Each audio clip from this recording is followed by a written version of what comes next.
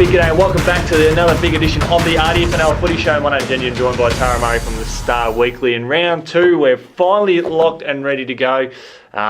And what a big weekend we've got. I know, it's back to normal football, all your matches on the one day. We've got a first up at Wood End Heskett with the first night match under lights up there. And we've got some cracker of some games as well. Absolutely. And Diggers Rest will get their first run of the 2018 season as they tackle Broadford at home. In the past, we might have seen a big physical contest between these two sides, given Broadford's strength. But unfortunately, they're in a bit of development stage, and Diggers Rest, they're finally ready to hit the track. But I just don't know if they probably haven't had the ideal preparation heading into this year. Probably not the ideal, but I probably feel sorry for Broadford a little bit because Diggers Rest would be hanging to get on the field. Obviously, they watched the first part of round one, expected to play last week, didn't get on, so they'll be etching to get out on the field. And they finished last year very disappointingly, and they've admitted that. Yep. They want to get out on the field and show what they can do. So I'm expecting a massive win from Diggers Rest. I'm almost of a different opinion of if the game between Romsey and Diggers, for those who didn't catch up on it, and the decision, you check out the RDFNL website for full details there. But I think it probably actually benefits Broadford a little bit more because you would have had Diggers regardless of the result. They would have had the tough game against Romsey, and they'd be like, okay, what can we do to improve?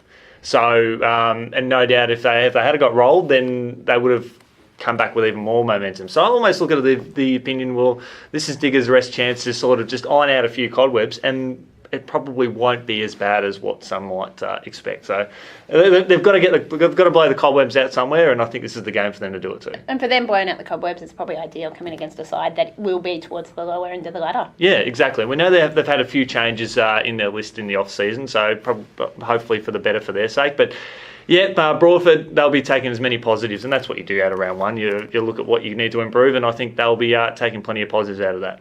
Which would be great. So, Rupert's Wood and Romsey, another interesting game because Rupert's would have had their game, Romsey haven't. It is. It's a big blockbuster. It is. I think this is one of the two matches that I think will be the matches of the round. Obviously, there's another really good one, which we'll talk about later on. And it'll be quite interesting. Early last year, Romsey actually knocked off Rupert's Wood. Correct, at home too. At home. So it was one of those ones at home that Romsey knocked off a couple of those top sides. But this time, it's at Rupert's Wood. So Rupert's Wood seemed to play their ground really well. And they started like we thought they would in round one, had a really, really good win. And I expect it to be close because at times at Shark Park, down at the tank. The tank, yeah. Yeah, it can be low scoring, but yeah, I expect Rupert's Wood to get up.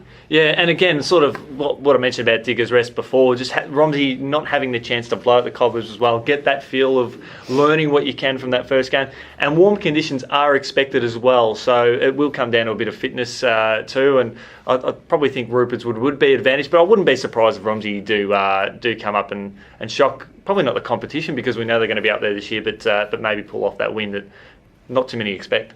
Look, I think people will expect them to be competitive and be a really competitive match. I'm still sticking with Rupert's Wood. I think at this point in the season, they haven't shown us anything that we didn't expect. And after a good round one, and they've got a really hard start to the season, so they want to put a few wins on the board early to stamp their authority. Yeah, I'm with you. I think Rupert's Wood will win that one, but it'll certainly put a few more bums on seats because a lot of people will be growing in anticipation just how the Redbacks will perform. And we know the Redbacks fans, they travel very, very well. Rockbank playing host to the Sunbury Kangaroos. The Kangaroos showed a lot of really good form against Rupert's Wood under lights a few weeks ago, and Rockbank, disappointing performance last week, but they know that. Are they a chance to maybe sort of maybe cause a bit of an upset here? I think Sunbury Kangaroos will get up. They showed, obviously, you look at the two opponents they had in round one. Sunbury Kangaroos played Rupert's Wood, who we all expect to be up there. Rockbank played Melton Centrals, which we think will improve, but maybe not pushing for finals. So very different opponents, very different weather as well. So obviously, I think Rockbank will be looking for a better performance than they had in round one, but I'm expecting Sunbury Kangaroos to get their first win of the season. Yeah, I'm with you on that one there. Very a weekend played in different conditions. As we turn our attention to, we'll go to Macedon and Lansfield. The Cats unfurl the 2017 Premiership flag. I'm not fast forwarding to 2019 and predicting they might go back to back, but the Cats will be keen to flex their muscles here, and Lancefield keen to improve on their round one effort against Woodend. Well, exactly. I think Macedon weren't 100% pleased with their first round performance, but they came away with the win against Riddle, and that's all you want from round one, especially against a high-quality side as the Bombers. I think Macedon, obviously the flag will be a special day for them up there, and I'm expecting a big win. They seem to put their foot down against the lower-ranked sides last year, and we're all expecting Lancefield to be one of those teams, so I'm expecting a massive win from the Cats. And I'll probably relate this more to the Diggers-Broadford scenario, is that if Diggers had played Romsey, they would have had that hard physical hit out, and regardless of the result. The Cats got up against the Bombers in round one. They've had that really good, enduring physical hit out. They know what they need to do to improve, and they play a team that there's not expected to challenge so much this year, and they're in development stage. There's no doubt about it, just like Broadford. So this is where I probably think like Macedon are probably a bit more advantage than what Diggers are in that particular game, because they've had that tough hit out. And I think the one thing with the Cats to beware whether they maybe rest a couple of players who had a few they had a couple of injury concerns after round one, because they do take to the field on Wednesday on Anzac Day, so they've only got that short turnaround. So if there's a big margin, expect some of those guys who may be carrying a few niggles to be on the bench, or maybe even not play this weekend. Yep, certainly will draw a lot of interest. And the other big game of the round that which you did highlight, we've got Wallen and Riddle. What a mouth-watering contest this shapes up to be. This is a crucial match at this stage. Obviously, the Bombers, who had a poor start last year and then really came through the middle of the season out firing, they could be 0-2 after round two. Yeah. So they had a tough start last season, got a tough one this one. They only just fell short in round one.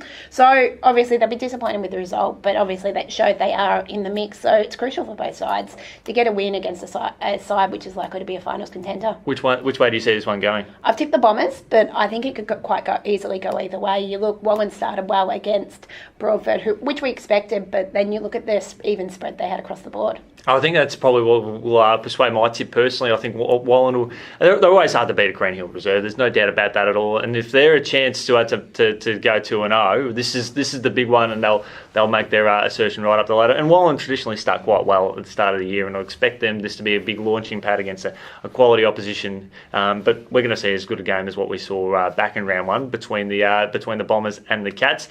And Saturday night football creates history this weekend as the Gilbert Gordon Oval fields its very first home game, 4 points. We've got Woodend Heskett versus Melton Centrals, and I cannot wait to see how this one unfolds. I think the guys up at Woodend Heskett have been looking forward to this game for a long, long time. We all know the struggles they've had with their ground.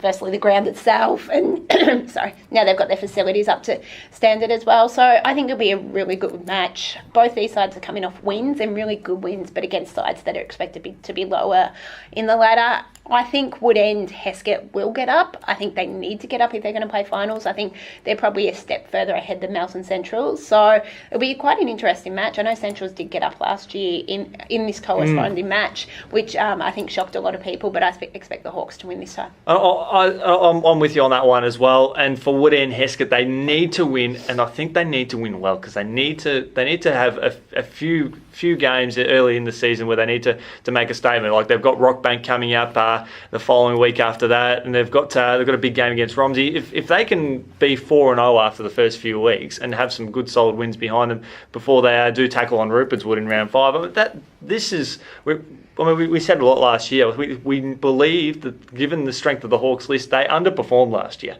and then they've got a little bit of additional depth in there. They've got a change of coach, and I think they've got that potential.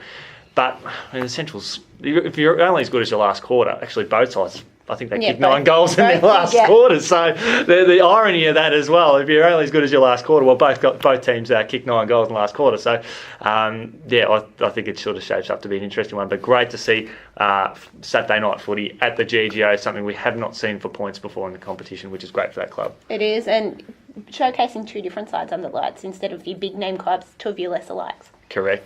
Tara, thanks so much for joining us on this week's edition of the Footy Show. We look forward to catching up with you next week as we preview a little bit of Anzac Day footy and look back on round two. Thanks,